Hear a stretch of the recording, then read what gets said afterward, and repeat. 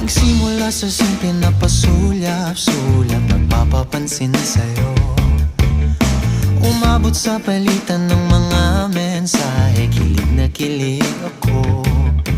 Kumusta, kain na, hello, magandang umaga. Ingat ka, pahinga, huwag kang masyadong magpupuyat pa. Naramdaman ng puso na dahan-dahan na kung nahuhulog sa'yo. Sa kada araw natin na pag-uusap, meron nang